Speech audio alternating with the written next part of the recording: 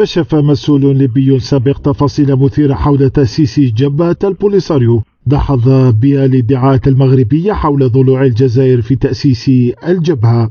وأكد السفير الليبي الأسبق لدى المغرب محمد أبو القاسم الزوي أن الرئيس الليبي الراحل معمر القذافي هو أول من كان وراء تأسيس جبهة البوليساريو.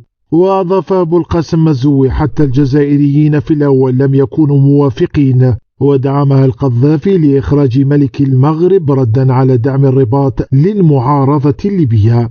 وكشف المتحدث لدى نزوله ضيفا على قناة العربية أن الرئيس الراحل هو ريبو مدين قال للقذافي: ولدت المولود ورميته لنا.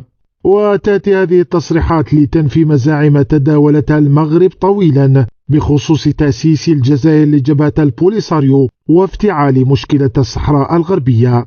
يجدر الذكر أنه بعد تأسيس جبهة تحرير الساقية الحمراء ووادي الذهب أصبحت الجزائر من أكبر الداعمين لها باعتبارها تطالب بحق تقرير مصير الشعب الصحراوي.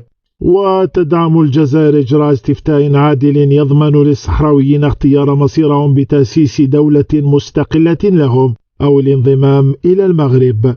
ومؤخرا جدد رئيس الجمهورية عبد المجيد تبون خلال الجمعية العامة للأمم المتحدة دعمه لجهود الأمين العام ومبعوثه الشخصي في مسار المفاوضات المباشرة من أجل السماح بتقرير الشعب الصحراوي طبقا لقرارات مجلس الأمن.